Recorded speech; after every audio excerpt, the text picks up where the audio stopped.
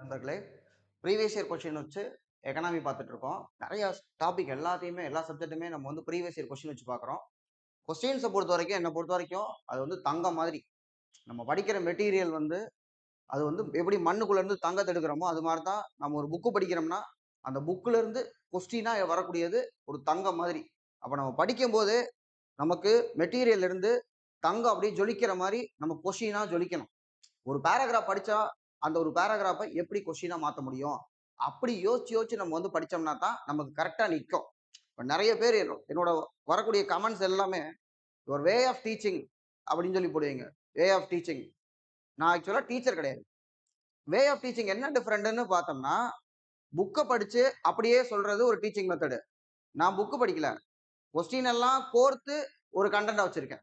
அப்போ இந்த மாரி ஆர்டர்ல புக்ல இருக்காது. நமக்கு ஒரு அக்ரிகல்ச்சர் பார்த்தீங்கனாலோ, இல்ல இண்டஸ்ட்ரி பத்தி பார்த்ததோ, இதே ஆர்டர்ல இருக்காது. ஏன்னா, இதெல்லாமே கொஸ்டின கோர்த்து உருவாக்குன கதை. அதுதான். சரியா? சோ, இப்ப நம்ம பார்க்க போறது பிஸ்கல் பாலிசி. எக்கனாமிக்கு 2 வீடியோ பார்த்திருக்கோம்.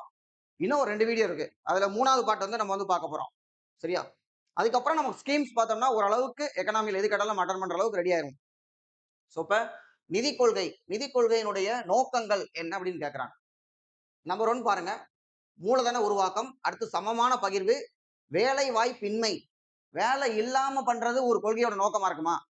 அப்ப இத பத்தி ஒண்ணுமே தெரியாட்டி கூட நம்ம அடிச்சிடலாம். அடுத்து 4வது என்ன இருக்குன்னா, சம வட்டார வளர்ச்சி. ஆக்சுவலா நிதி கொள்கைனா என்ன? ஒரு அரசாங்கம் இருக்கு. அரசாங்கம் ஒரு வருஷத்துக்கு நமக்கு எவ்வளவு வருமானம் வரும், எவ்வளவு செலவு பண்ணுவோம்னு திட்டம் போடுவாங்க. இதுக்கு பேர் தான் budget. Article 112 annual financial statement ஆண்டு வரவு செலவு அறிக்கை. பட்ஜெட் என்னும் வார்த்தை கான்ஸ்டிடியூஷன்ல கிடையாது. ஆனா ஆண்டு வரவு செலவு அறிக்கை இருக்கு. அப்ப இந்த ஆண்டு வரவு செலவு அறிக்கையை தயாரிக்கிறதா பிஸ்கல் பாலிசி. நான் ஒரு வருஷம் எவ்வளவு செலவு பண்ண போறேன், அப்ப எனக்கு அந்த செலவுக்கு பணம் எப்படி வரும், அது வரியா எவ்வளவு வரும், வரி இல்லாம எவ்வளவு வரும், இந்த கால்குலேஷன் தான் நிதி கொள்கை அப்படிங்கிறது. அப்ப நிதி கொள்கைனா அரசாங்கம் சம்பந்தப்பட்டது. இதுவே பண கொள்கை அப்படின்னம்னா, பணம் இப்ப மக்கள் கையில எவ்வளவு இருக்கு, பணம் எதுக்காக கையில இருக்கு, ஏதோ பொருள் வாங்குறதுக்காக. நிறைய பணம் இருந்ததுன்னா அந்த பணத்தை நம்ம குறைக்கணும். ஏன்னா நிறைய பணம் இருக்கு, பொருள் கம்மியா இருக்குன்னா பொருளோட விலை அதிகமாயிரும். அப்ப விலைவாசி அதிகமாச்சுன்னா ஏழைகளை பாதிக்கும். அப்ப அதை கண்ட்ரோல் பண்றது பணக்கொள்கை. பணக்கொள்கைனா ரிசர்வ் பேங்க், நிதி கொள்கைனா அரசாங்கம். இதுதான் பேசிக். இதை முதல்ல நம்ம தெரிஞ்சுக்கணும். அப்ப இங்க நிதி கொள்கைன்னு கேட்கும்பொழுது மூலதன உருவாக்கம். ஒரு அரசாங்கம் வந்து பார்த்தோம்னா கேபிட்டல் ஃபார்மேஷனுக்கு நம்ம இன்சூர் பண்ணணும். கேபிட்டல் ஃபார்மேஷன் என்ன? நான் வரியை கம்மி பண்றேன்னு வச்சுக்கோங்க. மக்கள் கையில நிறைய பணம் இருக்குமா, அந்த பணத்தை அவங்க சேவ் பண்ணுவாங்க. அப்போ மூலதன உருவாக்கத்துக்கு நான் ஹெல்ப் பண்றேன். சமமான பகிர்வுனா இருக்கிறவங்ககிட்ட வாங்கி இல்லாதவங்கள்ட்ட கொடுக்கறதா சமமான பகிர்வு. அரசாங்கம் வரி போடுது, வாங்கும், கையில வச்சிருப்போம் நம்ம. அது ஒரு மகளிர் உரிமை தொகையாகவோ, இல்ல ஒரு பிஎம் கிசான், கிசான் சம்மான் நிதியாக நிலம் வச்சிருக்க விவசாயிகளுக்கு, ஸ்மால் அண்ட் மார்ஜினல் ஃபார்மருக்கு வருஷத்துக்கு ஒரு 6,000 ரூபாய் அப்படி ஏதோ ஒன்று கொடுக்குறோம்ல, அதான் சமமான பகிர்வு. அடுத்து சம வட்டார வளர்ச்சினா எல்லா பகுதிகளுக்கும் சமமா கொடுக்கறதா சம வட்டார வளர்ச்சி. அப்ப இந்த கொஸ்டின்ல நமக்கு வேலை வாய்ப்பின்மை மட்டும் வராது. ஆக்சுவலா வேலை வாய்ப்பை உருவாக்கணும். அதான் பிஸ்கல் பாலிசி. சோ இந்த கொஸ்டினுக்கு ஆன்சர்னா எப்படியும் இதுல ஒண்ணுதான் தப்புன்னு தெரியுது. 4 கொடுத்துருக்காங்க, இதுல ஒண்ணுதான் தப்புன்னு தெரியுது. அப்போ 3 மட்டும் அடிச்சு விடுங்க. 3 இல்லாதது எங்க இருக்குன்னா 1, 2, 4 பி தான் அதுக்கு ஆன்சர். சோ பி கொடுத்துருக்காங்க. அடுத்தது பின் வருவனவற்றில் எது நிதி கொள்கையின் கருவி அல்ல? இப்ப நிதி கொள்கைக்கு ஒரு ஓவர்வியூ கொடுத்தேன் நானு. நிதினா என்னன்னா அரசாங்கம், நிதி கொள்கை பிஸ்கல் பாலிசின்னு சொன்னா, சோ வரவு செலவு திட்டம் அதான் பட்ஜெட் தான். Annual financial statement article 112. 110 பண மசோதா. 111னா இப்படி நாமம் போடுறது ஞாபகம் வச்சுக்கோங்க. அதாவது நாமம்னா நான் அந்த மாதிரி சொல்ல, அதாவது பிரசிடென்ட் ஒப்புதல் அளிக்கிறது 111. 112 அப்படின்னு பார்க்கும்பொழுது நமக்கு ஆண்டு வரவு செலவு திட்டம் அது வரக்கூடியது. வரி அப்படின்னம்னா வரவு செலவு திட்டத்துல எனக்கு செலவு பண்ண போறேன்னா அதுக்கு பணம் வேணும், அது வரியா வாங்குறது வரி. வரினா நான் அரசாங்கத்துக்கு கொடுக்குறேன், அதுக்கு பதிலாக அரசாங்கம் எனக்கு திருப்ப கொடுக்கணுங்கிற அவசியம் இல்லை. அதாவது இதுக்கு பேரு குவிட் ப்ரோக்கியோ அப்படிமோ. குவிட்னா நீ வெளியேறு, குவிட் பண்ணிக்கோ அப்படின்னா வெளியே போன அர்த்தம். சரியா? அப்ப குவிட் பண்ணு, எதை குவிட் பண்ணு? ப்ரோக்கியோ. நீ கொடுத்துருக்கேங்கிறதுக்காக திரும்ப எதுவும் கேட்கக்கூடாது. வரி என்பது அப்படிப்பட்டது. நான் வரி கொடுக்குறேன், ஆனா அந்த வரி எனக்கு இப்படித்தான் திரும்பி வேணும்னு நான் கேட்கக்கூடாது. அரசாங்கமா பார்த்து எதாவது பண்ணா நம்ம வாங்கிக்கலாம். சோ அதுக்கு பேர் வரி. அப்புறம் பொது கடன், பப்ளிக் டெப்ட். அரசாங்கம் எப்ப பட்ஜெட் போட்டாலும் பற்றாக்குறை பட்ஜெட் தான் போடுவாங்க. சோ பற்றாக்குறையை மட்டுமே நான் வந்து ஒரு தனியா ஒரு வீடியோ நம்ம போட்டிருந்தோம். 2 கொஸ்டின் யூபிஎஸ்சி பிலிம்ஸ்ல கேட்டாங்க. கரெக்டா அந்த டெபிசிட் பண்ற மாதிரி. ஏன்னா பற்றாக்குறையை பொறுத்த வரைக்கும் நமக்கு வருவாய் பற்றாக்குறை, அதுக்கப்புறம் பட்ஜெட் பற்றாக்குறை இருக்கு, அதுக்கப்புறம் முதன்மை பற்றாக்குறை இருக்கு, அதுக்கப்புறம் நமக்கு வந்து பார்த்தோம்னா அதான் பிரைமரி டெபிசிட், பிஸ்கல் நிதி பற்றாக்குறை இருக்கு. இப்ப இந்த பற்றாக்குறை அப்படிங்கிறது என்ன? வரவு செலவு ரெண்டுல செலவு அதிகமா பண்ணிட்டோமா, அப்ப பற்றாக்குறை வந்துடும். அப்ப இது அதுக்கு நம்ம கடன் வாங்கணும். அதான் பொது கடன் அப்படிங்கிறது. வங்கி விகிதம் அப்படின்னா வங்கி பேங்க் பணத்தை வந்து கண்ட்ரோல் பண்றது. இது மானிட்டரி பாலிசி. இது ஒண்ணு மட்டும் வராது. டி மட்டும் வராது. அடுத்தது பட்ஜெட் வெளியிடுவதற்கு முன் பொருளாதார ஆய்வு இவர் தலைமையில் உள்ள குழுவால் நடத்தப்படும். யாருடைய தலைமையில் அப்படின்னு பார்த்தோம்னா சீஃப் எக்கனாமிக் அட்வைசர், முதன்மை பொருளாதார ஆலோசகர். அப்புறம் பட்ஜெட் வெளியதுக்கு முன்னாடி பிரதமர் வந்து பிரதமர் கிடையாது, நிதி அமைச்சர் வந்து பார்த்தோம்னா அல்வா கிண்டுவாங்க. அதெல்லாம் ஒரு ரிச்சுவல். அப்ப போடுவாங்க அல்வா தயாரிக்கப்பட்டது அப்படின்னு போடுவாங்க. இப்ப இதுல சீஃப் எக்கனாமிக் அட்வைசர் யார் அப்படிங்கறத கமெண்ட்ல போடுங்க. அதே மாதிரியே நமக்கு ஒரு செக்யூரிட்டி அட்வைசர் இருக்கார், நேஷனல் செக்யூரிட்டி அட்வைசர், பாதுகாப்பு ஆலோசகர் யார் அப்படிங்கறதையும் கமெண்ட்ல போடுங்க. இப்ப கூட நமக்கு இந்தியா பாகிஸ்தான் பிரச்சனையில அவரோட பேர் அடிக்கடி அடிபட்டே இருந்தது. அடுத்தது பார்த்தோம்னா செலவு, கேபிட்டல் எக்ஸ்பெண்டிச்சர், மூலதன செலவு, வருவாய் செலவு. இந்த வருவாய் செலவு அப்படிங்கிறது கொஞ்சம் கன்ஃபியூசிங் ஆனது. ஏன்னா தமிழ்ல நம்ம ஒண்ணு படிச்சோம்னா நமக்கு புரியும். உதாரணத்துக்கு இப்ப பாலிட்டியில நம்ம வந்து பார்த்தோம்னா ஒத்தி வைப்பு தீர்மானம்னு சொன்னா ஒத்தி வைக்கிறாங்க அப்படின்னு நமக்கு அதை விளக்கவே தேவையில்லை, வாசிக்கும் போதே நமக்கு புரிஞ்சிடும். அதுவே இங்கிலீஷ்ல வந்து பார்க்கும்போது அஜான்மெண்ட் மோஷன் அப்படின்னம்னா அஜான்மெண்ட் மோஷன் புரியாது. அப்ப இந்த இடத்துல வருவாய்னு சொன்னா நமக்கு என்ன தோணும்? வருவாய்னா ஏதோ வருதுன்னு நம்ம நினைப்போம். வருவாய் பக்கத்துல செலவு போட்டா வருவாய் செலவு. அப்ப இது வருதா போகுதா? செலவுனா நம்ம செலவு பண்றோம். வருவாய் செலவுனா என்ன? வருதா போகுதா அப்படின்னு நமக்கு தெரியல. செலவுனா நம்ம கையில பணம் இருக்கு, இதை கொடுத்து நம்ம ஏதோ ஒன்று வாங்குறோம், அதான் செலவு. அப்ப இந்த செலவை ரெண்டா பிரிக்கலாம், வரவையும் ரெண்டா பிரிக்கலாம். அப்ப வரவு வருவாய் ரெண்டும் வேற வேற. ரெவன்யூ அப்படின்னம்னா நமக்கு இந்த இடத்துல வருவாய். இதுவே வரவு அப்படின்னு சொல்லி சொல்றோம்னா வரவுக்கு இங்கிலீஷ்ல என்னன்னா ரிசிப்ட் அப்படின்னு பேரு, ரிசிப்ட்னு இருக்கும். அது ஆனா நம்ம சொல்லும் பொழுது ரிசிப்ட் அப்படின்னு சொல்லி சொல்லணும். RECIPT அந்த மாதிரி வந்து அதுக்கான ஸ்பெல்லிங் வரும். அப்ப இதுல நமக்கு செலவை ரெண்டா பிரிக்கிறோம். ஒண்ணு வருவாய் செலவு, இன்னொன்னு மூலதன செலவு. மூலதனம்னா ஒரே ஒரு தடவை மட்டும் நம்ம செலவு பண்றோம். ஒரு கார் வாங்குறீங்க, அந்த கார் வாங்குறது கேபிட்டல் எக்ஸ்பெண்டிச்சர். ஒரு வீடு வாங்குறோம், கேபிட்டல் எக்ஸ்பெண்டிச்சர்.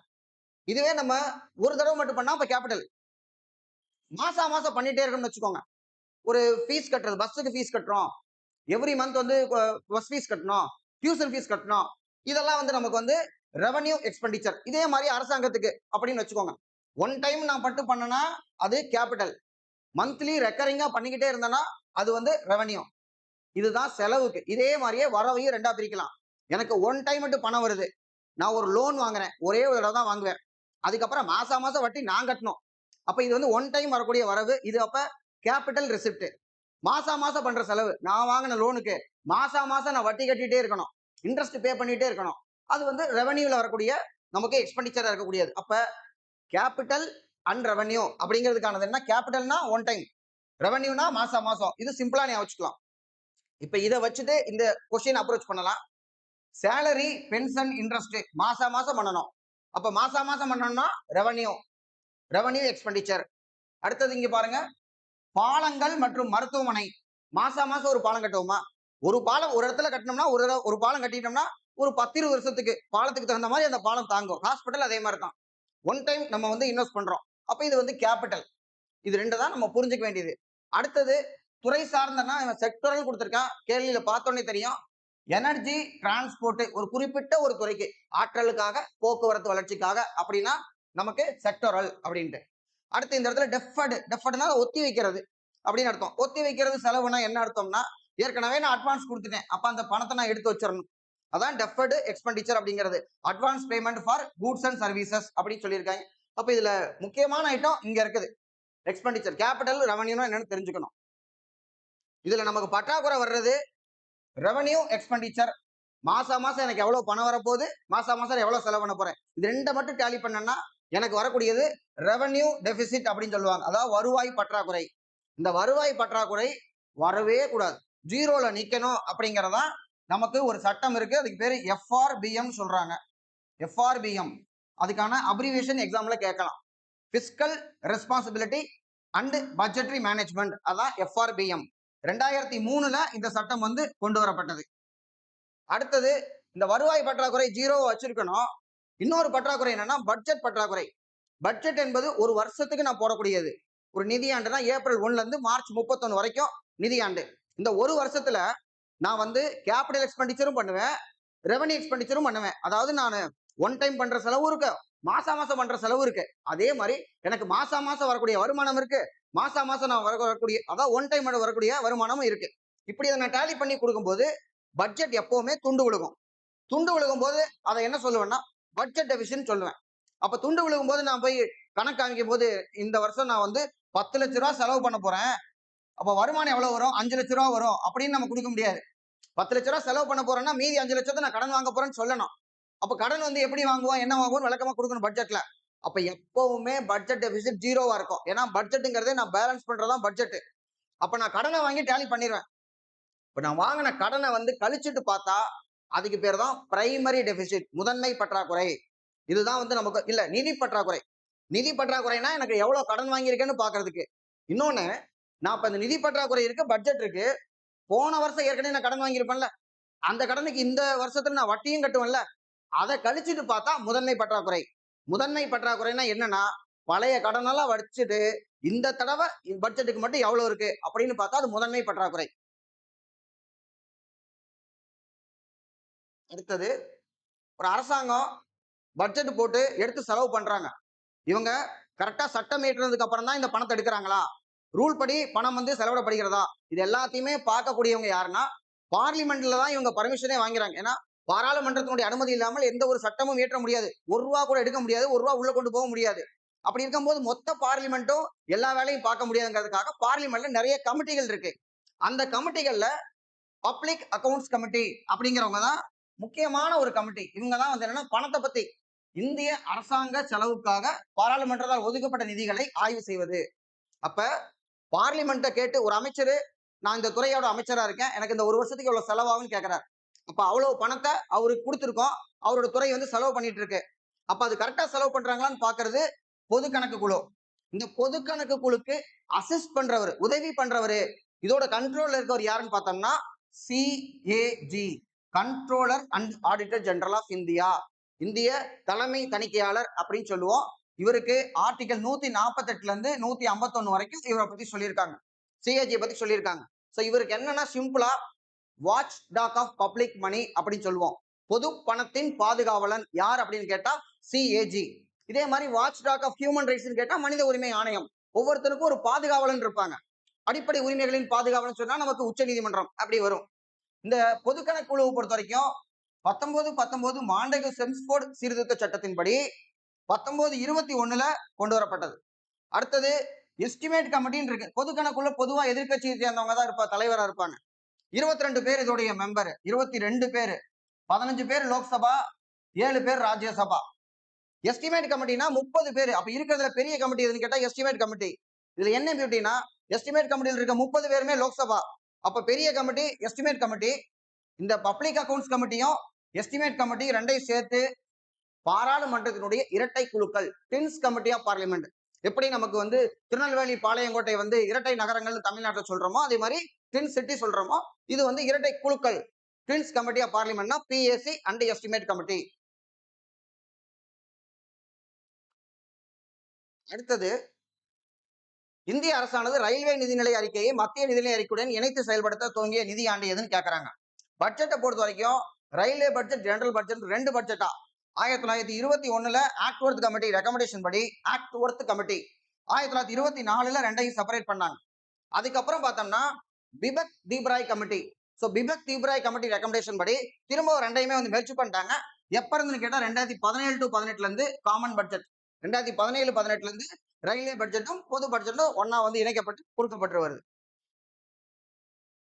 அடுத்து எஃப்ஆர்பிஎம் ஏற்கனவே சொல்லியிருந்தேன், fiscal responsibility and budget management. So இதோட அப்ரிவேஷன் கேட்கறதுக்கான வாய்ப்பு இருக்கக்கூடிய ஒரு கேள்வி.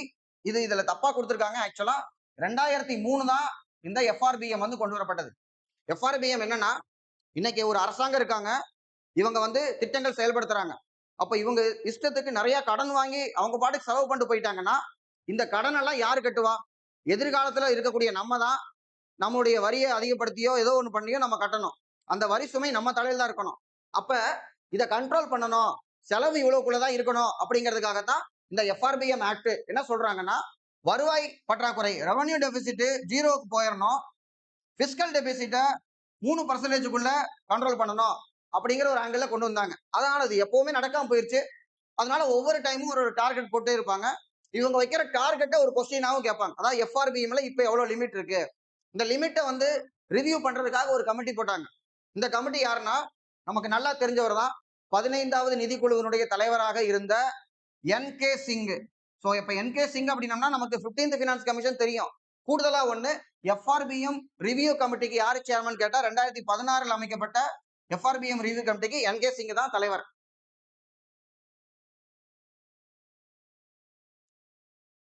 அடுத்தது, இந்திய அரசாங்கத்தின் வரவு செலவு திட்டத்தில் முன்வைக்கப்பட்ட வரிசையில் பின்வருவனவற்றை ஒழுங்கமைக்கவும் அப்படின்னு கேட்கிறாங்க. இதுல எது நமக்கு முதல்ல இருந்து வருது, அது ஒரு ஆர்டர் மட்டும் தான் நம்ம கேட்கறாங்க. முதல்ல வரவின வருவாய், அதாவது நமக்கு வந்து பார்த்தோம்னா ரெசிப்ட், அது ரெவன்யூ ரெசிப்ட், அதுக்கப்புறம் மூலதன வருவாய், கேபிட்டல் ரெசிப்ட்.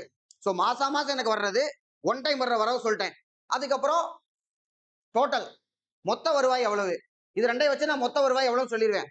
கடைசியா நம்ம வந்து பார்த்தோம்னா மொத்த செலவு. அப்ப இந்த ஆர்டர் தான் நமக்கு வந்து பட்ஜெட் வந்து நம்ம அடிக்க வச்சிருப்போம். அப்ப எனக்கு மாசம் வர்ற பணம், ஒன் டைம் வர்ற பணம், இது ரெண்டையும் சேர்த்து மொத்தம் எவ்வளவு பணம் வரும், நான் மொத்தமா எவ்வளவு செலவு பண்ணுவேன், இந்த 4 ஆர்டர் தான் நம்ம வந்து பட்ஜெட் வந்து அடிக்க வைப்போம் அப்படின்னு சொல்லி சொல்றாங்க. அடுத்தது, இந்தியாவில் நிதி கொள்கை வடிவமைக்கப்படுவது பின்வருவனவற்றில் எது? யார் வந்து பிஸ்கல் பாலிசி, பிஸ்கல் பாலிசி யாரோடது? மினிஸ்ட்ரி ஆஃப் பினான்ஸ், நிதி அமைச்சகம், அரசாங்கம். அரசாங்கத்துல பர்டிகுலரா நமக்கு வந்து பார்த்தோம்னா பினான்ஸ் மினிஸ்ட்ரி. இதுல செபி இருக்கு. செபியை பொறுத்த வரைக்கும் ஸ்டாக் மார்க்கெட்டுடைய ரெகுலேட்டர். ஆர்பிஐ பொறுத்த வரைக்கும் பேங்க் வந்து ரெகுலேட் பண்றவங்க. Planning commission erstwhile planning commission. ஏன்னா 1/1/2015 நம்ம பிளானிங் கமிஷனை தூக்கிட்டு NITI Aayog, national institution for transforming India அப்படின்னு சொல்லி அதை நம்ம கொண்டு வந்துட்டோம். ஸோ பிளானிங் கமிஷன் 5 இயர் பிளான்ஸுக்கு டிசைன் பண்ணாங்க. அதை அப்ரூவல் பண்ணது என்டிசி, நேஷனல் டெவலப்மெண்ட் கவுன்சில் அப்படின்னு சொல்லி ஒருத்தவங்க. ஸோ அவங்க தான் வந்து பண்ணிருந்தாங்க. ஸோ அதனால இதுல மினிஸ்ட்ரி ஆஃப் பினான்ஸ் தான் வருவாங்க. அடுத்தது, இதுல என்னன்னா பற்றாக்குறை பத்தி நம்ம பார்த்திருந்தோம். அது சம்பந்தப்பட்டது பற்றாக்குறை நிதியாக்கத்தின் விளைவு என்ன, விச் மீன்ஸ் நம்மள்ட்ட இவ்வளவுதான் வருமானம் வரப்போகுது, ஆனா செலவு நம்ம நிறைய வச்சிருக்கோம். அப்ப இந்த செலவுக்கு நம்ம கடன் வாங்கி பண்ண போறோம். அப்ப கடன் வாங்கினோம்னா பணத்தை அச்சடிச்சாதான் நம்ம வந்து எடுக்கணும். இல்ல இப்ப கடன் வாங்கும்போது என்ன ஆகும்னா இன்க்ரீஸ் இன் மணி சப்ளை. மணி சப்ளைனா பணப்புழக்கம் அதிகமாகும். அப்ப பணப்புழக்கம் அதிகமாச்சு அப்படின்னம்னா அந்த பணப்புழக்கத்தை கண்ட்ரோல் பண்றதுக்காக ஆர்பிஐ உள்ள வருவாங்க. அவங்க ரெப்போ ரேட்டை இன்க்ரீஸ் பண்ணுவாங்க. இப்படித்தான் அது வந்து மூவ் ஆயிட்டு இருக்கு. ஸோ டெபிசிட் பினான்சிங், நம்ம வந்து கடன் வாங்கி செலவு பண்ணோம்னா என்ன ஆகும், பணப்புழக்கம் அதிகமாகும். அதான் டைரக்ட் எஃபெக்ட். ஸோ பணப்புழக்கம் அதிகமாச்சுன்னா அதை கண்ட்ரோல் பண்றதுக்காக reserve bank repo rate increase பண்ணுவாங்க. அப்ப இன்க்ரீஸ் இன் இன்ட்ரெஸ்ட் ரேட் வரும். இது ஒண்ணுதான் நமக்கு டவுட்டா இருக்கும். அப்ப இது என்னன்னா செகண்ட் தான். எடுத்த உடனே நமக்கு நடக்கக்கூடியது இன்க்ரீஸ் இன் மணி சப்ளை. மணி சப்ளையை நீங்க கவுண்டர் பண்றதுக்காக கையில நிறைய பணம் இருக்கு, அந்த பணத்தை புடுங்கிறதுக்காக ரிசர்வ் பேங்க் தான் ரெப்போ ரேட் இன்க்ரீஸ் பண்ணா தான் இன்ட்ரெஸ்ட் ரேட் வந்து அதிகமாகும். அப்ப செகண்டா தான் நடக்கக்கூடியது. அடுத்தது, நமக்கு சோர்ஸ் ஆஃப் இன்கம் அப்படின்னு ஒரு டாபிக் இருக்கு. அதுல இருந்து questions. The following one is not a source of state tax. மாநிலத்துக்கு எது வராது அப்படின்னு கேக்குறாங்க. சோ இப்போ ஒரு மாநிலத்துக்கு நில வருவாய், அக்ரிகல்ச்சர் டாக்ஸ், லேண்ட் ரெவன்யூ எல்லாமே மாநிலத்துக்கு. மோட்டார் வெஹிக்கிள் டாக்ஸ் வந்து மாநிலத்துக்கு தான் வரும். என்டர்டைன்மெண்ட் டாக்ஸ் சமீபத்தில் கூட என்டர்டைன்மெண்ட் டாக்ஸ் வந்து குறைச்சாங்க. ரொம்பலாம் இல்ல, 150 ரூபாய் டிக்கெட்டுக்கு கொஞ்சம் ஒரு 6 ரூபாய் என்னமோ குறையும் அப்படின்னாங்க. அதுக்கு சினிமா துறையினர் எல்லாரும் நன்றி தெரிவிச்சுட்டு வந்தாங்க. ஸோ என்டர்டைன்மெண்ட் டாக்ஸும் மாநிலத்தினுடைய தான். கார்பரேட் டாக்ஸ், அதாவது கார்பரேஷன் அப்படின்னம்னா பெரிய நிறுவனங்கள். இப்ப நிறுவன வரி, வணிக நிறுவன வரி, இது வந்து பார்த்தோம்னா மத்திய அரசுடையது. இன்கம் டாக்ஸும் சென்ட்ரல் கவர்மெண்ட்டுக்கு போவோம். அதாவது நம்முடைய தனிநபர் இன்கம், அதர் தென் அக்ரிகல்ச்சர் இன்கம். அப்புறம் கார்பரேட் டாக்ஸ் அப்படின்னம்னா நிறுவனத்தினுடைய வரி, அதுவும் நமக்கு சென்ட்ரல் கவர்மெண்ட்டுக்கு தான் போகும். அடுத்தது, இது ஜெனரலா இருக்கக்கூடியது, வரி வருவாய், வரி அல்லாத வருவாய். அப்ப நமக்கு வருவாய் வரும் பொழுது அது 2 டைப்ல வரும். ஒன்னு வரி, இன்னொன்னு வரி அல்லாதது. வரி அல்லாததுன்னா ஒரு ஃபைன் போடுறோம், இல்ல நம்ம ஒரு சர்டிபிகேட் கொடுக்குறோம், அந்த சர்டிபிகேட்டுக்கு ஒரு பாஸ்போர்ட்டுக்கு ஃபீஸ் வாங்குறோம். ஃபைனை கட்டாயமா கட்டிதாகணும். ஃபீஸ், உனக்கு சர்வீஸ் வேணும்னா நீ ஃபீஸ் கட்டு வாங்கிக்கோ. இது வந்து வரி கிடையாது. வரினா நான் ஒரு பர்டிகுலர் அமௌண்ட் நான் சொல்லிடுவேன், பர்சன்டேஜ் சொல்லிடுவேன், அதை நீ கண்டிப்பா கட்டித்தான் ஆகணும். அப்ப வரி என்பது நமக்கு 2 வகைப்படும். நேரடி வரி, மறைமுக வரி. நேரடி வரி யார் மீது விதிக்கப்படுகிறதோ அவரே பே பண்ணணும். மறைமுக வரி யார் மீது விதிக்கப்படுகிறதோ அவரு இன்னொருத்தட்ட கொடுத்துருவாரு. உதாரணத்துக்கு உற்பத்தி வரி, உற்பத்தி பண்றவர் கட்டணும். ஆனா அதை யார்கிட்ட போகும், கடைசியா யார் அந்த பொருளை வந்து நுகர்றோமோ, அதாவது ஒரு காரோ இல்ல ஒரு பைக்கோ இல்ல வந்து சாப்பிடுற பொருளோ, கடைசியா யார் கன்சியூமரோ அவர் தலைக்கு போயிடும். அதுதான் இன்டைரக்ட் டாக்ஸ். இப்போ ஜென்ரலா வரின்னு கேட்டிருக்காங்க. அப்ப வருமான மற்றும் செலவு மீதான வரிகள். வருமானம் வரும்பொழுது நான் கட்டுறேன். அப்ப என்னோட வருமானத்துக்கு நான் கட்டுறது வருமான வரி. அது ஒரு நேரடி வரி. நான் இப்ப ரூ. 100 சம்பாரிச்சா 30% ஸ்லாப் இருக்குன்னு வச்சுக்கோங்க. 30%. அப்ப ரூ. 70 தான் எனக்கு செலவுக்கே இருக்கும். ஏன்னா 30% நான் வரியா குடுத்துறேன். அதுக்கப்புறம் மீதி இருக்கிற ரூ. 70ல கடையில போய் ஒரு இட்லியோ, ஏதோ பொங்கலோ சாப்பிடுறோம்னு வச்சுக்கோங்க. அது செலவு பண்ணும்போது அங்கேயும் ஜிஎஸ்டி சொல்லி அதுக்கு நான் செலவு பண்ணிடுறேன். அப்ப நான் வருமானம் வரும்பொழுதும் அரசாங்கத்துக்கு நான் பணம் குடுக்குறேன். நான் செலவு பண்ணும் பொழுதும் அரசாங்கத்துக்கு பணம் குடுக்குறேன். அதுல ஒரு 10% போச்சுன்னா, ஆக மொத்தம் எனக்கு ஒரு 60% தான் இருக்குது. சரியா? சோ இப்ப வருமானம் மற்றும் செலவு மீதான வரிகள். அடுத்து வரி அல்லாத வருவாய். இப்போ நமக்கு வரி அல்லாதது அப்படின்னம்னா, வட்டியா நமக்கு வருது. நான் பணம் குடுத்திருக்கேன்.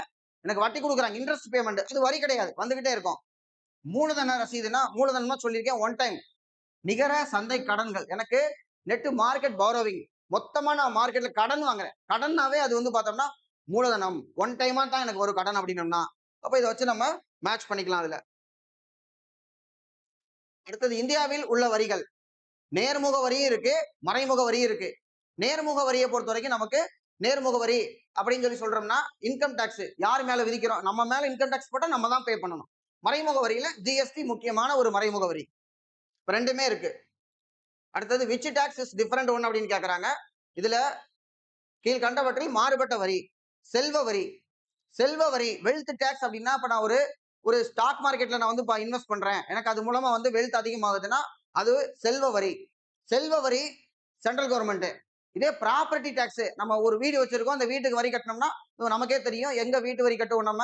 ஒரு கார்ப்பரேஷனுக்கோ, இல்ல வந்து முனிசிபாலிட்டிக்கோ, இல்ல பஞ்சாயத்துக்கோ நம்ம கட்டுவோம். அது லோக்கல் கவர்மெண்ட்டுக்கு பே பண்ணக்கூடியது ப்ராப்பர்ட்டி டாக்ஸ். சொத்து வரினா லோக்கல் பாடி. அதுவே நமக்கு வெல்த் செல்வ வரினா யூனியன் கவர்மெண்ட். வருமான வரி அவங்களோட தான்.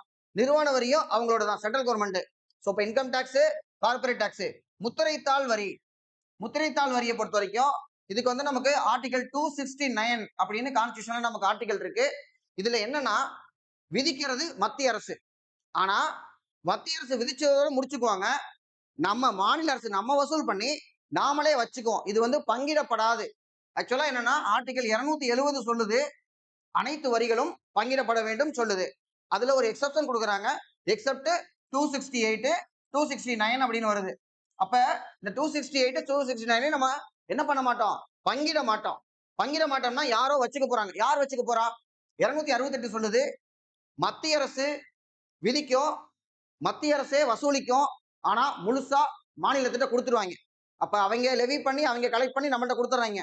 இதுக்கு உதாரணம் பார்த்தோம்னா 268க்கு ஒரு இன்டர்ஸ்டேட் ட்ரேடு, அதாவது தமிழ்நாட்டில் உற்பத்தி பண்ணக்கூடிய ஒரு பொருள் கேரளா போகுது. அப்ப இந்த வருவாயை வந்து இதுக்கான டாக்ஸை வந்து யார் கலெக்ட் பண்ணுவானா? நியூஸ் பேப்பர் தவிர இதை யார் கலெக்ட் பண்ணுவானா? Central government. அவங்க தான் லெவி பண்ணுவாங்க எவ்வளவு பர்சன்டேஜ்னு அவங்க தான் கலெக்ட் பண்ணுவாங்க. பட் அதை முழுசா நம்மள்ட்ட கொடுத்துருவாங்க. அது 268. 269ல வந்து பார்த்தோம்னா யூனியன் லெவி பண்ணுவாங்க. பட் அவங்க கலெக்ட் பண்ணவே மாட்டாங்க. விதிக்கிறது மட்டும்தான் அவங்க. நாம வசூல் பண்ணி நம்மளே வச்சுக்குவோம். அது நம்ம ஒரு இடம் வாங்குறோம்னா ரெஜிஸ்ட்ரேஷன் பண்றோம்ல, அப்ப ஸ்டாம்ப் டியூட்டி, முத்திரைத்தாள் வரி அப்படிமோ. முத்திரைத்தாள் வரியை பொறுத்த வரைக்கும் நம்ம இப்ப நீங்க குரூப்ல நம்ம பண்ணோம்னா சப் ரெஜிஸ்டர் போஸ்ட் இருக்கு. அந்த ஆபீஸ்ல நம்ம பத்திரம் வாங்கும் பொழுது அந்த முத்திரைத்தாள் வரியை நம்ம அங்கதான் கட்டுறோம். இப்ப விதிக்கிறது அவங்க மத்திய அரசு. ஆனா மாநில அரசு நம்ம என்ன பண்ணலாம்? வசூல் பண்ணி நம்மளே வச்சுக்கலாம். அப்ப ஸ்டாம்ப் டியூட்டி வரும்.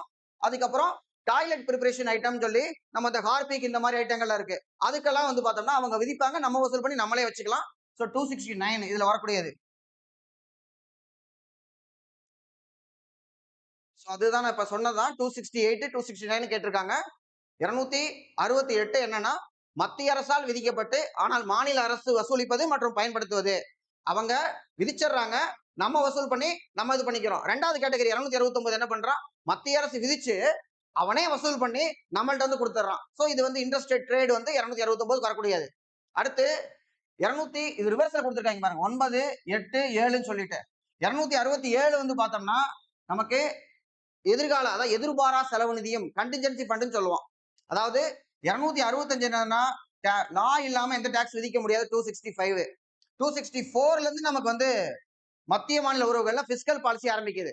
265ல நமக்கு என்ன சொல்றாங்கன்னா ஒரு சட்டம் வேணும்பா, நீ வந்து எந்த ஒரு வரி விதிக்கணும்னா சட்டம் வேணும் அப்படிங்கிறாங்க. 266ல தான் நமக்கு கன்சாலிடேட்டட் ஃபண்ட் ஆஃப் இந்தியா, இந்திய திரள் நிதியம் இருக்கு. பப்ளிக் அக்கவுண்ட்ஸும் அதுலதான் இருக்கு. அதாவது நமக்கு இந்தியாவோட எல்லா பணமும் அதுக்குள்ள போகும். அதுக்குள்ள தான் நம்ம பணத்தை எடுத்து செலவு பண்ணுவோம். அப்புறம் எப்பவுமே நம்ம சட்டம் போட்டு தான் பணம் எடுக்கணும்னா ஒவ்வொரு தடவை நம்ம 100 ரூபா வேணும் 200 ரூபா வேணும் சட்டத்தை போட்டுட்டு இருக்க முடியாது. ஏன்னா இது ஒரு மக்களாட்சி நாடு. மக்கள் கிட்ட கேட்கணும். ஆனா எல்லா மக்கள்கிட்டையும் கேட்க முடியாது. அதனால மக்கள் பிரதிநிதிகளை மட்டும் கேட்கலாம். அவங்கள்ட்டையுமே நம்ம வந்து எல்லா டைமும் கேட்க முடியாதுங்கிறதுனால வருஷத்துக்கு ஒரு தடவை அவங்கள்ட்ட மொத்தமா நம்ம கையெழுத்து வாங்கிறோம். அதுக்கு பேர் தான் பட்ஜெட். அப்ப இந்த பட்ஜெட் வந்து ஒன்ஸ் பாஸ் ஆயிடுச்சுன்னா ஒரு வருஷத்துக்கு தேவையான எல்லா பணமே கன்சாலிடேட்டட் ஃபண்ட் ஆஃப் இந்தியால இருந்து பப்ளிக் அக்கௌண்ட்ஸ்க்கு வந்துரும். அதை நம்ம ஒரு வருஷம் ஃபுல்லா செலவு பண்ணலாம். ஒரு வருஷம் முடிஞ்ச உடனே ஆட்டோமேட்டிக்கா திரும்பவும் கன்சாலிடேட் ஃபண்ட் மீதி இருக்கிறதெல்லாம் உள்ள போயிடும். அப்ப மார்ச் மாசம் 31ஆம் தேதிக்குள்ள நம்ம செலவு முடிக்கணுங்கிறதுனாலதான் மார்ச் ரஷ் அப்படி சொல்லி சொல்லுவாங்க. செலவெல்லாம் முடிக்கணும் அப்படின்னு சொல்லிட்டு நம்ம மார்ச்க்கு வந்து ரஷ் பண்ணி முடிச்சிட்டு இருப்போம். அந்த இந்திய திறன் நிதியம்ங்கிறது 266 இருக்குது. இப்ப பட்ஜெட்ல நம்ம வந்து ஒரு சுனாமியோ பூகம்பமோ வெள்ளமோ பிளான் பண்ண மாட்டோம். திடீர்னு நம்ம காசு செய்யணும்னா அந்த காசுக்கு எங்க போறது? அப்பதான் எதிர்பாரா செலவு நிதியம் அப்படின்னு சொல்லி பிரசிடென்ட்டுக்கு வந்து நம்ம கொடுத்திருக்கோம். அது ஒரு லிமிட் இருக்கும். 500 கோடி 1000 கோடி அந்த மாதிரி லிமிட் கொடுத்திருப்போம். அதுல இருந்து எடுத்து நம்ம செலவு பண்ணிக்கலாம். அதுதான் 267. இங்க இவங்க சொல்லியிருக்க கண்டென்ட் மத்திய அரசால் விதிக்கப்பட்டு வசூலிக்கப்பட்டு மாநிலங்கள் மற்றும் யூனியன் பிரதேசங்களுக்கு பகிர்ந்தளிக்கக்கூடிய வரிகள் பார்த்தோம்னா ஆர்டிகல் 270. இதுக்கப்புறம் 271 இருக்கு. 271 பொறுத்த வரைக்கும் என்னன்னா வரி மேல் வரி. அதுக்கு வந்து 2 வரி இருக்கு. ஒண்ணு சர்சார்ஜ் அப்படின்னு சொல்லி சொல்லுவோம். இன்னொன்னு வந்து பார்த்தோம்னா செஸ் அப்படின்னு சொல்லி சொல்லுவோம். இந்த செஸ்ஸை பொறுத்த வரைக்கும் நம்ம வருமான வரி கட்டும் போது 4% எஜுகேஷன் செஸ்ன்னு சொல்லுவாங்க. அதாவது செஸ் சர்சார்ஜ் ரெண்டுமே ஒண்ணுதான். ரெண்டுமே வரி மேல் வரி. இப்ப இன்கம் டாக்ஸ் வந்து நம்மள்ட்ட வாங்குறாங்க. உதாரணத்துக்கு ஒரு 10% வாங்குறவங்க வச்சுக்கோங்க. 100 ரூபா வருமானம் வருது. 100 ரூபாயில 10%ங்கிறது 10 ரூபா. இப்ப நான் 10 ரூபா வந்து வருமான வரி கட்ட போறேன். எப்பா நீ இந்த 10 ரூபாய்க்கு ஒரு வரி கட்டணும்ப்பா. 10 ரூபாய்க்கு 1% 1 ரூபா. இது ஒரு வரி கட்டுன்னு சொல்லிட்டு அப்ப என்கிட்ட 11 ரூபா வாங்குவாங்க. இந்த 1 ரூபா எதுக்கு வாங்குறீங்க அப்படின்னு கேட்டா அது கல்விக்கான செஸ் அப்படின்னு சொன்னாங்கன்னா அதை வந்து கல்விக்கு தான் செலவு பண்ணணும். செஸ்னா ஒரு குறிப்பிட்ட காரணத்துக்காக வசூல் பண்ணி அதுக்கு மட்டுமே செலவு பண்றது. சர்சார்ஜ்னா காரணமே சொல்லாம பண்றது. ரொம்ப முக்கியமானது இந்த செஸ்ஸோ சர்சார்ஜோ மத்திய அரசு நமக்கு கொடுக்க மாட்டாங்க. அப்ப என்ன பண்ணுவாங்கன்னா இதை அதிகப்படுத்திட்டாங்கன்னா நமக்கு ஷேர் வராம போயிடும். அப்ப இந்த சுச்சுவேஷன் தான் நம்ம கதறுவோம். அடுத்த கேள்வி நான் ஆல்ரெடி எக்ஸ்பிளைன் பண்ணது.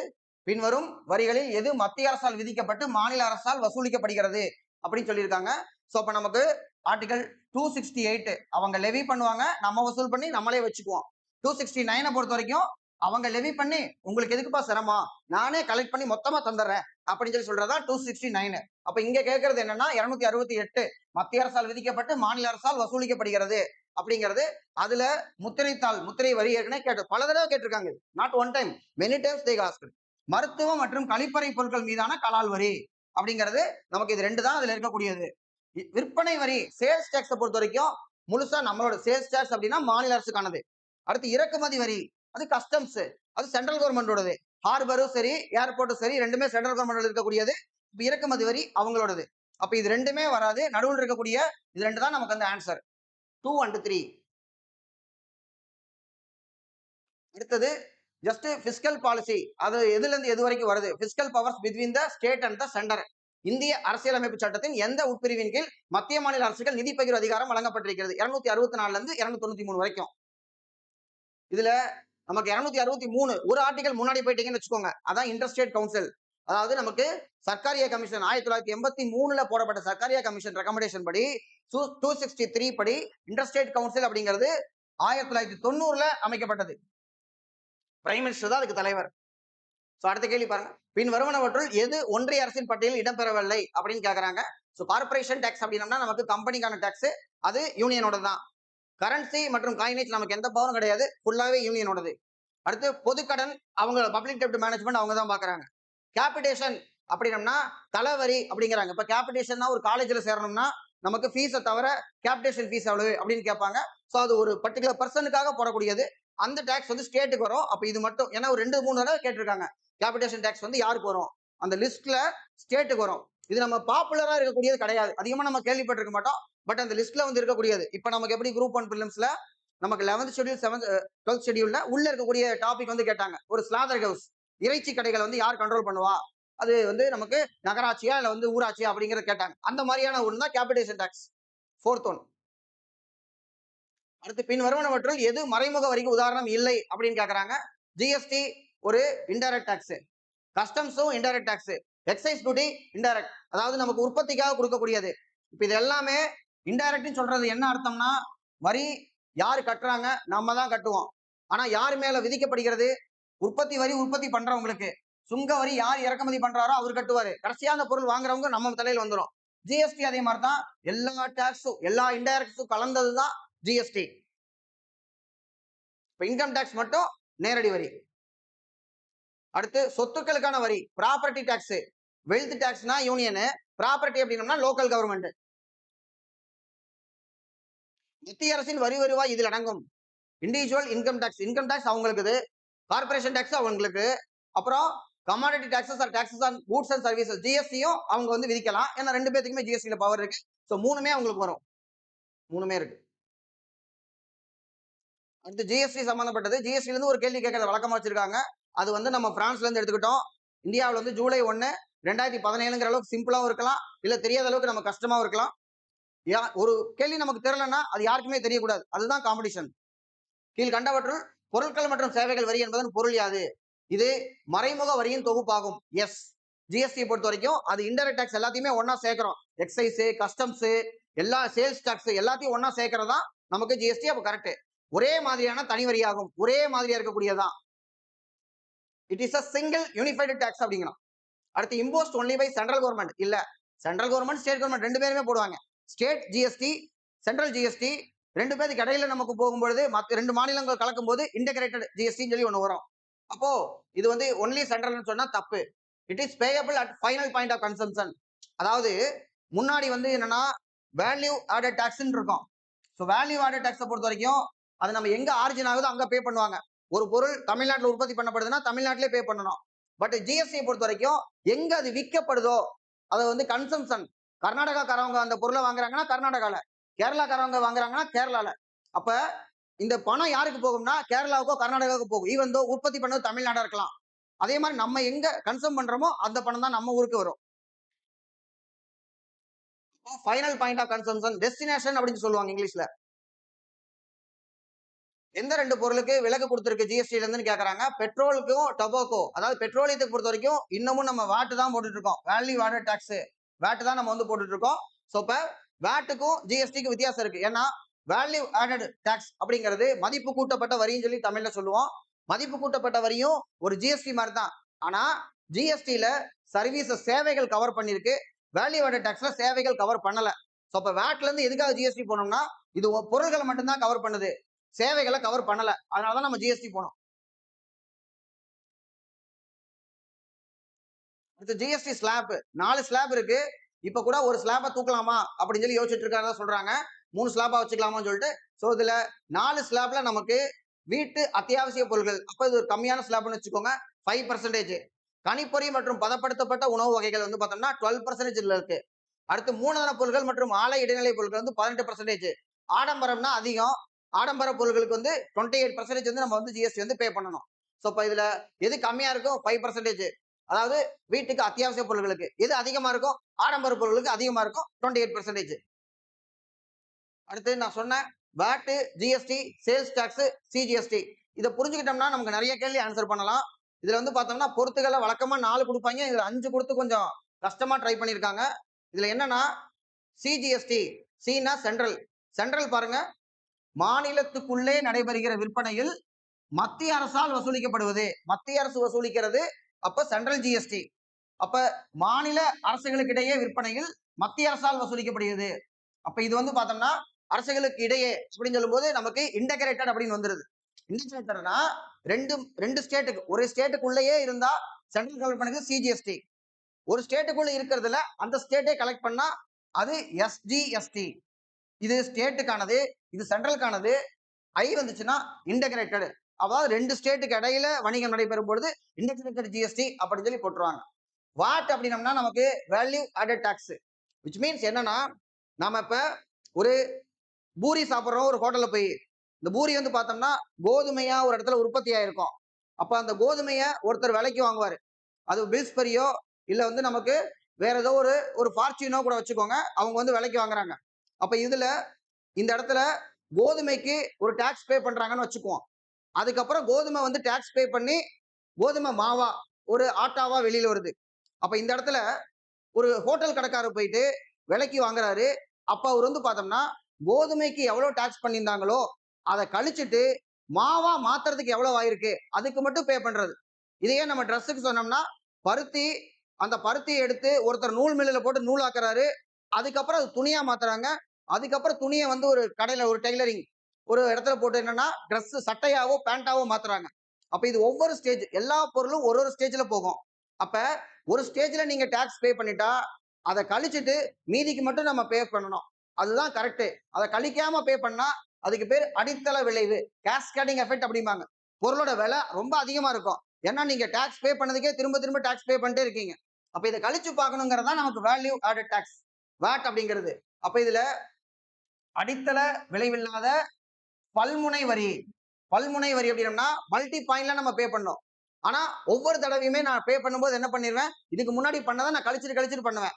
சோ அப்ப இது அடித்தள விளைவுல கேஸ்கேடிங் எஃபெக்ட் இல்லாம மல்டி பாயிண்டா இருக்கிறது. இதே மாதிரி கேஸ்கேடிங் எஃபெக்ட் இல்லாம ஒரே பாயிண்ட் ஃபைனலா கன்சம்ஷன் அப்ப மட்டுமே நான் கட்டுறது டெஸ்டினேஷன் பேஸ்ட் இருக்கக்கூடியதான் ஜிஎஸ்டி, அடித்தள விளைவில்லாத ஒரு முனை வரி. இதுல சேல்ஸ் டாக்ஸ் விற்பனை வரின்னு இருக்கு. விற்பனை வரியில அடித்தள விலை உள்ள, அதாவது கேஸ்கேடிங் எஃபெக்ட் இருக்கக்கூடிய பல்முனை வரி. பல பாயிண்ட்ல நான் வந்து திரும்ப திரும்ப ஒவ்வொரு தடவையும் டயர் விற்கும் போது டயருக்கு நான் வந்து டாக்ஸ் பே பண்றேன், சேல்ஸ் டாக்ஸ் பே பண்ணிடுறேன்.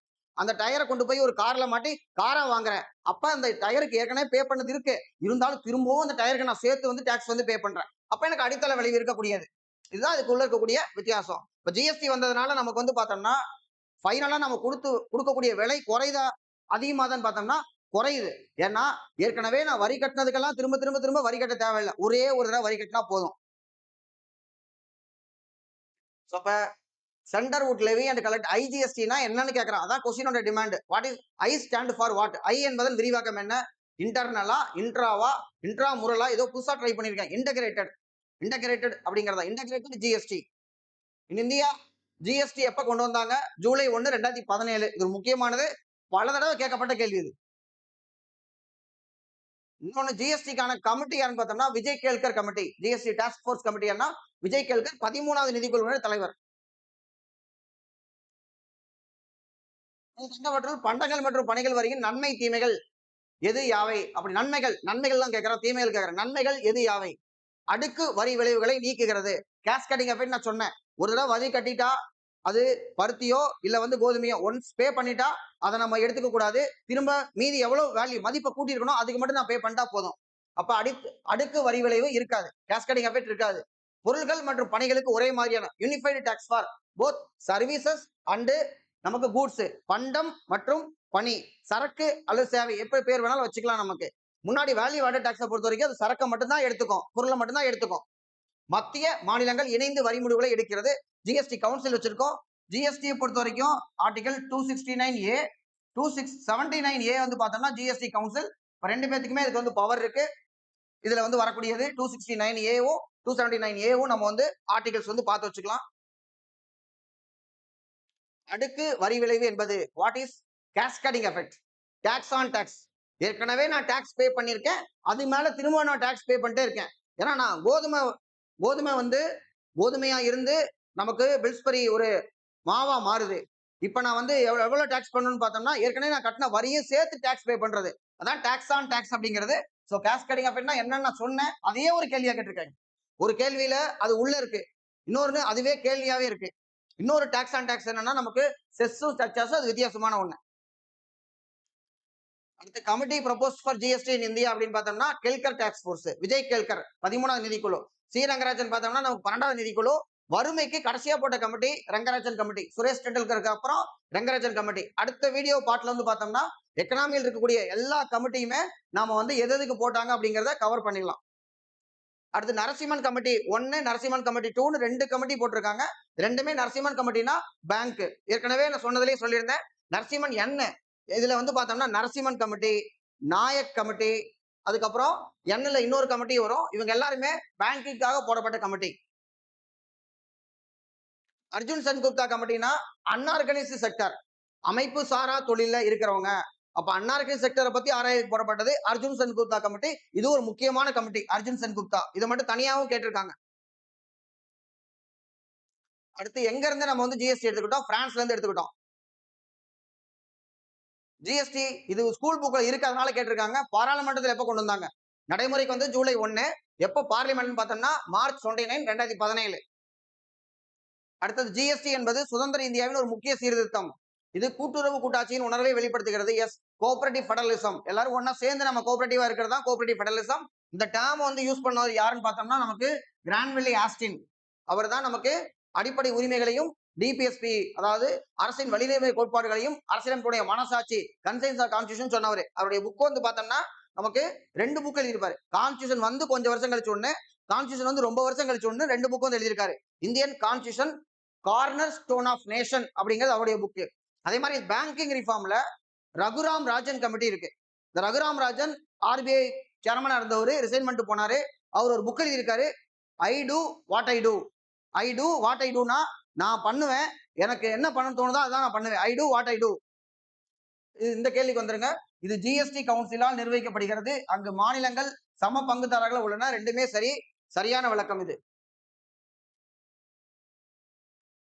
அடுத்து ஜிஎஸ்டி என்பது முழு நாட்டிற்கும் உண்டான ஒரு மறைமுக வரி. Single indirect tax for the entire country. அப்போ ஒன் நேஷன் ஒன் டாக்ஸ் அப்படிங்கிறதெல்லாம் இருக்கக்கூடியது. ஜிஎஸ்டி என்பது தனிநபரிடமும் இந்து பிரிக்கப்படாத குடும்பத்திலும், ஹிந்து அன்டிவைடட் ஃபேமிலியா, imposed and collected from individual Hindu undivided family, HUF, Hindu undivided family, company firm. ஆக்சுவலா ஜிஎஸ்டியை பொறுத்த வரைக்கும் ஒரு ஆள் மேலேயோ ஒரு கம்பெனி மேலேயோ போடுறது கிடையாது. ஜிஎஸ்டியை பொறுத்த வரைக்கும் என்னன்னா ஒரு பொருள் மேலேயோ சேவை மேலேயோ தான் போடுறோம். அந்த பொருளை யாரெல்லாம் கன்சியூம் பண்றாங்களோ அவங்க எல்லாம் டாக்ஸ் பே பண்ணோம். இப்ப நீங்க வந்து ஒரு ஹோண்டால பைக் வாங்கினாலோ இல்ல வந்து ஒரு ஹோண்டா கார் வாங்கினாலோ அந்த பொருள் வாங்குறீங்களா, அந்த பொருளுக்கு நம்ம டாக்ஸ் வந்து பே பண்ணணும். அதே மாதிரி ஹோட்டல்ல போய் சாப்பிட்றோமா, அதுக்கு வந்து ஜிஎஸ்டி வந்து நம்ம பே பண்ணணும். அப்ப இந்த ஒரு ஆள் மேல போறது கிடையாது. சோ ஆர் இஸ் ஃபால்ஸ், ஏ மட்டும்தான் சரி நமக்கு. சோ இதோட நமக்கு ஒரு பார்ட் முடிஞ்சிருச்சு.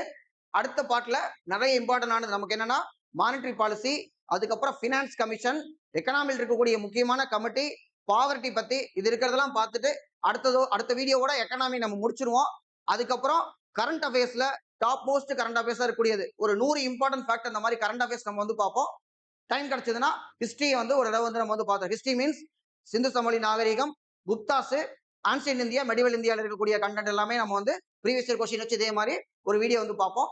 தொடர்ந்து பார்த்துட்டே இருங்க, நல்லா ரிவிஷன் பண்ணுங்க. நமக்கு பதட்டப்படவே கூடாது. நல்லா சாப்பிடுங்க, நல்லா தூங்குங்க. எக்ஸாமுக்கு முன்னாடி வரைக்கும் நாம நம்மளை கரெக்டா வச்சுக்கிட்டு இருக்கணும். அதாவது எக்ஸாம் அன்னைக்கு நம்ம நல்லா தூங்கணும்னா இப்ப இருந்தே தூங்குறதுக்கு ப்ராக்டிஸ் பண்ணுங்க. ஒரு 10:30 மணிக்கு போல தூங்குங்க. ஏன்னா காலையில 9:30 மணிக்கு நமக்கு பரீட்சைனா அப்ப 8:30 மணிக்கு எக்ஸாம் ஹால் இருக்கணும்னா எத்தனை மணிக்கு எந்திரிக்கணும், டிராவல் டைம் வந்து நமக்கு எக்ஸாம் ஹால் வந்து எங்க இருக்கு, எப்படி நம்ம போகணும், இது எல்லாத்தையும் பிளான் பண்ண ஆரம்பிச்சிருங்க. அதுக்கு தகுந்த மாதிரி நம்ம வந்து ரிலாக்ஸா நம்மளை வந்து ப்ரிப்பேர் பண்ண ஆரம்பிச்சிடணும். டென்ஷன் ஆகக்கூடாது, ஸ்ட்ரெஸ் பண்ணக்கூடாது. அதுதான் ரொம்ப முக்கியமான ஒண்ணு. ஏன்னா ஒரு பேட்ஸ்மேன் என்னதான் ப்ரிப்பேர் பண்ணாலும் அங்க போய் களத்துல இறங்கி விளையாடணும். இது வந்து பியூர்லி ஒரு கேம் மாதிரி தான். அந்த 3 மணி நேரம் விளையாட்டை நல்லா விளையாடணும்னா அதுக்கு நம்மளை எப்படி வச்சுக்கணுமோ அப்படி வச்சுக்கணும். படிப்பை விட அமைச்சுக்கிற பக்குவம் தான் இதுல ரொம்ப ரொம்ப முக்கியமான ஒரு விஷயம். ஸோ தொடர்ந்து நல்லா ப்ரிப்பேர் பண்ணுங்க. எல்லாரும் சர்வீஸ் வாங்கிடலாம். தேங்க்யூ.